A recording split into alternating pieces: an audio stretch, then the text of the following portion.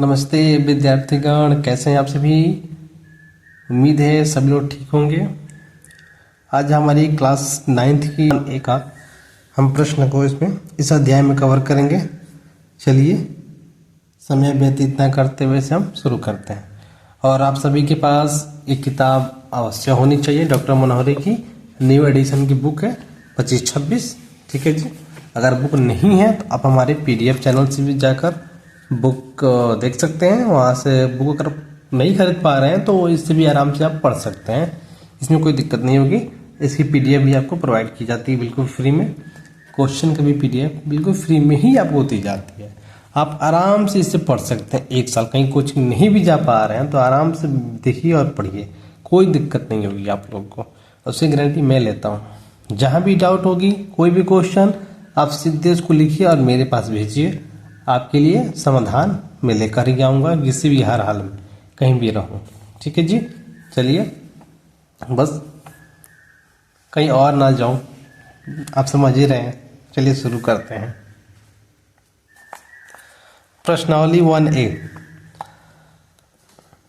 क्या है? 20 और 40 के बीच समस्त सम धन पूर्णांक लिखिए।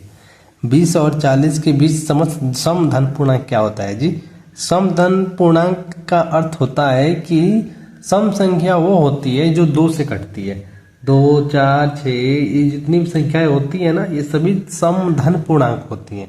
और एक विषम होती है। तो विषम वो होती है जो 2 से नहीं कटती, जैसे 1, 3, 5, 7 ये जो संख्याएं होती हैं, 9, 11 ये सब कौन सी होती है? ये सब विषम संख्याएं होती हैं। ठीक है, तो चलिए हम इसका आंसर लिखना शुरू करते हैं। और ये अब किताब इधर साइड में रहेगा क्योंकि सीधा हम आंसर लिखेंगे और आपके पास किताब होनी चाहिए। ठीक है जी। पहले का हल। ठीक है, चलिए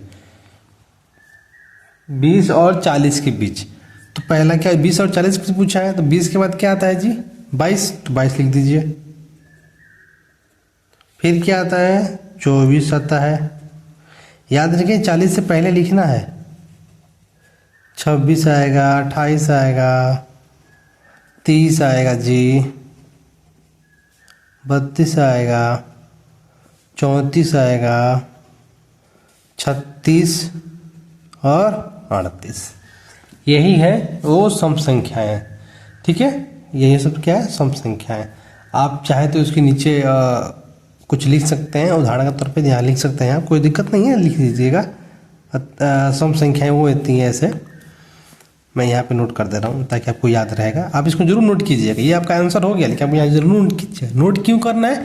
ताकि इस बात को याद रहेगा कि सम संख्या किससे कहते हैं। याद रखना, पढ़ाई सिर्फ ऐसा नहीं है कि हम सवाल बना लिए हो गया मेरा पढ़ाई। नहीं, पढ़ाई का मतलब है आप इसको समझो कि वो कैसे बना है, क्यों लिखा गया, तो क्या कारण था कि लिखा गया, मतलब क्या लिखा गया है ना। तो यानी क्वेश्चन ने क्या कहा कि उसको लिखा गया, ये सब चीज़ें जानना बहुत ज़रूरी है। आप सभी क्या करते हैं, सिर्फ बना लेते हैं, हो गया सवाल बन गया ना, मैंने बनाना सीख लिया। लेकिन नहीं, वो आप बनाना सीख गए, ठीक है, सवाल बनाना सीखे हो, लेकिन सवाल क्या कह रहा है उसको आप नहीं पकड़ा। आपको पकड़ना पड़ेगा। सवाल हर चीज़ कुछ ना कुछ कहता है ना जी। चलिए तो मैं यहाँ पे नोट करता हूँ सम संख्या क्या होती है, ताकि आप लोग को याद रहेगा। सम संख्याएं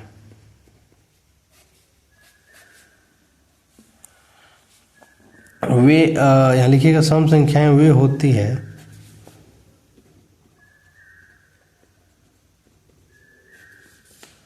सम संख्याएं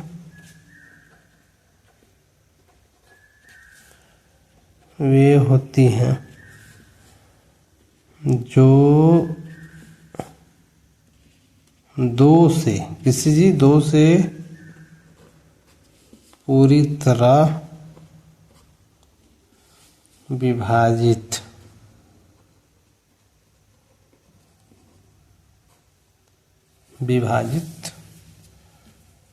होती हैं।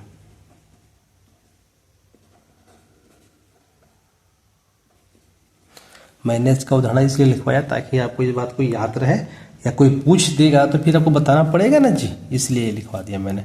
ठीक है, आप इसको नोट जरूर कर लीजिएगा। ठीक जी। चलिए आगे देखिए।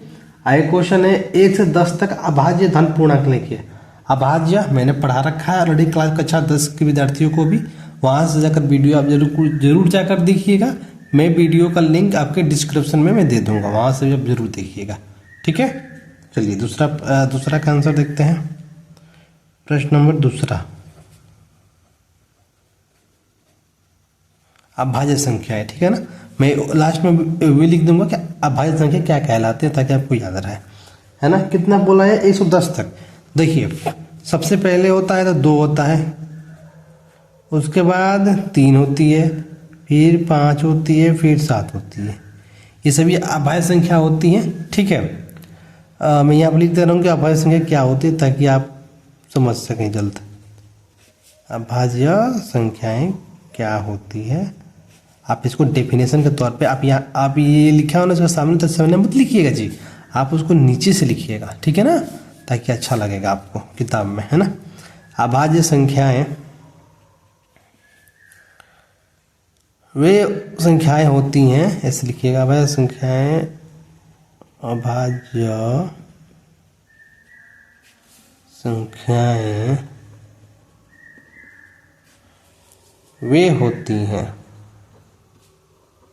वे होती हैं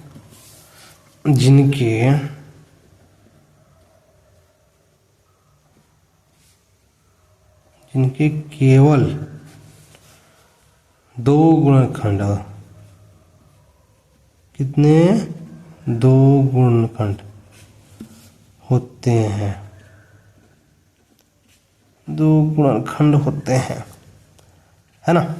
कौन कौन, एक और वो स्वयं संख्या, एक और वह स्वयं संख्या। ठीक है जी, जैसे में देखिए हम बता रहे हैं, 2 है तो 2 का गुणनखंड क्या होगा, यानी कि 2 किसी से पाढ़े में आएगा, 1 और 2 के पाढ़े में तो आएगा, 3 1 और 3 के पाढ़े में, 5 1 और 5 के साथ 1। ठीक है, तो वही चीज़ का 2 गुणनखंड हो, यह समझिए कि जो सिर्फ 2 के टेबल में ही आता है वही आपका अभाज्य गुणनखंड है।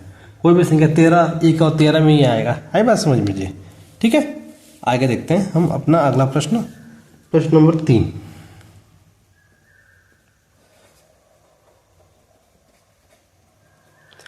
तीन क्या कह रहा है, 2a+1 का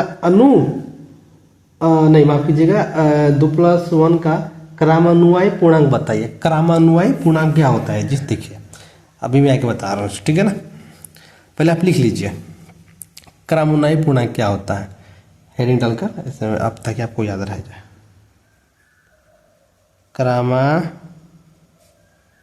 क्या है, क्रमानुयायी। ठीक है, ये रहा क्रमानुयायी।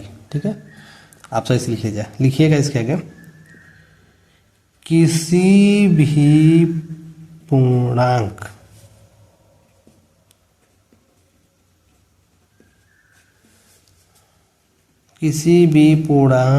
का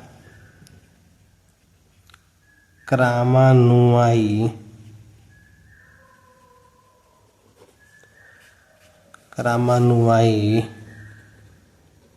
ज्ञात करने के लिए आप लिख सकते हैं, कोई दिक्कत नहीं। ज्ञात करने के लिए मैं इसको इसलिए लिखा था कि आप समझ सकें, उसमें एक जोड़ दें, बस बात खत्म। उसमें एक जोड़ा जाता है, इसे अच्छा रहेगा, जोड़ा जाता है। आप सोचेंगे कि इसको क्यों लिखा है, इसको मैंने इसको लिखा है ना पेपर में, मान लीजिए दे दिया 3a+7 का क्रमानुयायी, तो क्या करोगे आप, सोचने में पड़ जाओगे ना क्या दिया है यार। इसलिए लिखा ना, क्रमानुयायी का मतलब होता है किसी भी पूर्णांक का क्रमानुयायी ज्ञात करने के लिए उसमें एक जोड़ा जाता है, तो उसमें क्या करोगे, सिर्फ एक जोड़ दोगे, ताकि आपको याद रहे कि हाँ क्या है, इसको बस समझने के लिए। ठीक है, एक जोड़ा जाता है तो हम भी जोड़ दे रहे हैं, क्या दिक्कत है। कितना, 2a+1 है, इसमें क्या करेंगे, एक जोड़ देंगे, बस हो गया। लो भैया, एक हम भी जोड़ दिए तो 2 ये हो गया, एक कितना हो गया, 2 हो गया, आंसर, बात खत्म। ठीक है जी, यही आपका आंसर है, हो गया। चलिए आगे देखते हैं। 2a+1 कितना हो गया, 2a+2 है ना। तो ये क्या हो गया आपका तीसरा सवाल का आंसर हो गया। अब हम चलते हैं अपने अगले सवाल में। सवाल नंबर अगला क्या है हमारा, देखिए चौथा क्या कह रहा है, 2/3 का योगात्मक प्रतिलोम ज्ञात कीजिए। योगात्मक प्रतिलोम क्या होता है, कक्षा 8वीं क्लास में आप बहुत बेहतरीन तरीके से पढ़े हुए, अगर पढ़े होंगे तब, नहीं पढ़ेंगे तो बात अलग है, अगर पढ़े होंगे ना तो आपको याद होगा, बहुत ही आसान है। ठीक है, चलिए मैं इसको बता देता हूँ आपको, और मैं लिख कर भी बताऊंगा कि ये क्या होता है। ठीक है जी, क्वेश्चन नंबर 4।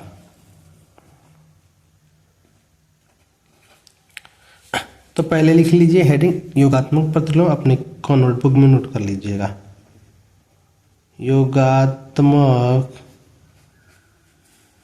प्रतिलोम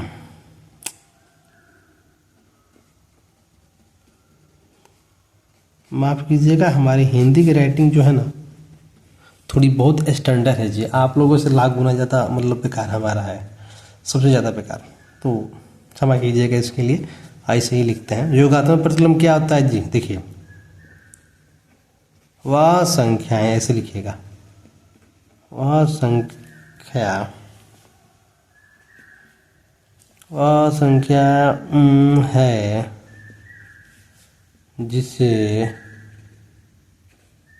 दी गई, मान लीजिए दी गई संख्या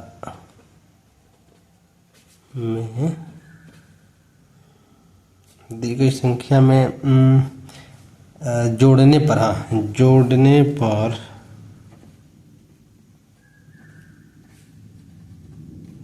जोड़ने पर परिणाम का मतलब होता है आंसर, शून्य प्राप्त हो, क्या हो, शून्य प्राप्त हो। क्या है भाई इसका मतलब, योगात्मक प्रतिलोम का मतलब होता है ना कि वो संख्या जो दी गई है उसमें जोड़ेंगे तो हमको शून्य प्राप्त हो, वही हमारा क्या है, योगात्मक प्रतिलोम। जैसे देखो, पहले मैं इसको लिख दूँ फिर समझा देता हूँ।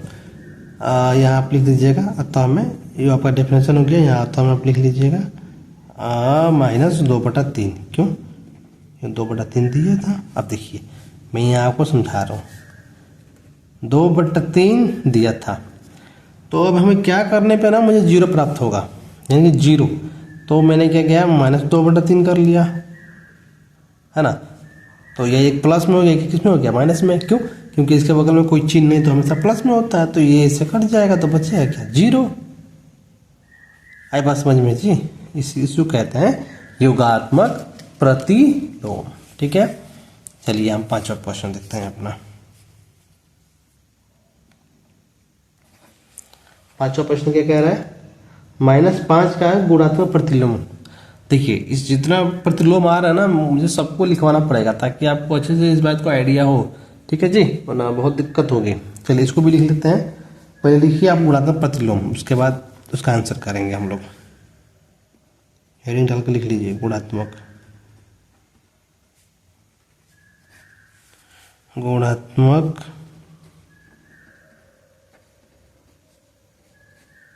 प्रतिलोम। ये मैं जितना लिखवा रहा हूँ जी, इसका PDF आप लोग को मिल जाएगा, आप वीडियो देखकर इसको नोट ना कीजिए, ध्यान रहे वीडियो से बस आप समझिए, बाकी मैं PDF आपको दे दूंगा, आप वहाँ से उसको नोट करिएगा अपने नोट कॉपी में। ठीक है जी, तो गुणात्मक प्रतिलोम क्या होता है, गुणात्मक प्रतिलोम वह संख्या है, ऐसे लिखिए, वह संख्या है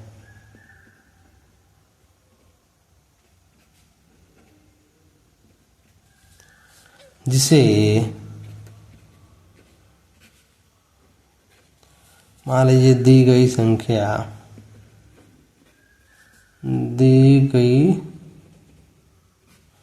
संख्या से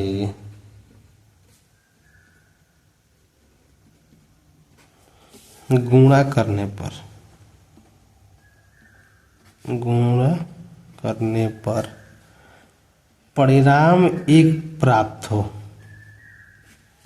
क्या हो, 1 प्राप्त हो, यही होता है जी गुणात्मक प्रतिलोम। यानी कि जो संख्या दी गई है उसको गुणा करने में हमें 1 प्राप्त हो, वही क्या होता है, गुणात्मक प्रतिलोम। तो क्या होगा हमारा 5 दिया था, लिख लीजिए -1/5। या वो क्या हुआ, गुणात्मक प्रतिलोम। क्यों, काहे जी -1/5 क्यों हुआ, ये सोच रहे हो ना। देखिए मैं बता रहा हूँ यहाँ पर आपको, काहे कि भाई देखिए यहाँ पर 5 दिया था, हमको 1 लाना है तो क्या करेंगे यार, तो -1/5 से हमने गुणा कर दिया। अब ये ठहरा 5 से 5 ये कट गया, जब कटा तो यहाँ का बचा 1। -1 गुणा -1 करते हैं ना, तो माइनस में क्या होता है, प्लस, गुणा प्लस होता है, 1 में 1, लो भैया 1 आ गया। इसलिए हमको यहाँ -1/5 से गुणा करना पड़ा, क्योंकि रूल ही कहता है कि गुणा करने पे 1 आना चाहिए। ठीक है जी, चलिए 6 नंबर देखते हैं। 6 नंबर क्या कह रहा है, P + Q और P - Q के योगात्मक प्रतिलोम लिखिए। ये देखिए बहुत आसान क्वेश्चन है, मैंने अभी इसके पहले जो लिखवाया था ना, इसके ऊपर वाली ये रहा ऊपर वाला, ठीक है वही है। तो इसका ठीक अपोजिट लिख दीजिए, कुछ करना नहीं है। ठीक है जी, P + Q का अपोजिट क्या हो जाएगा, यहाँ लिख लीजिए -P या +Q कर दीजिए, ये आपका 1 हो गया। और उसका भी लिख लीजिए, उसका क्या लिख सकते हैं, -P की P किस में है, प्लस में, तो यहाँ P/-Q कर दीजिए, कोई दिक्कत नहीं है, हो गया। बस इतना ही दोनों लिख दीजिए, बस ये आपको दोनों का आंसर हो गया। उसका मतलब योगात्मक प्रतिलोम यही है। ठीक है जी, चलिए 7 नंबर देखते हैं। छोटा छोटा क्वेश्चन है। 7 नंबर क्या कह रहे हैं, x के किस मान के लिए 5, 3, 3, 3 और x का कथन असत्य है, सत्य है। देखिए ये सवाल बहुत बढ़िया है, मैं आपको किताब से समझाऊंगा जी। ठीक है, ये क्वेश्चन कुछ खास नहीं है, इसलिए किताब से आपको ज़्यादा बेटर होगा।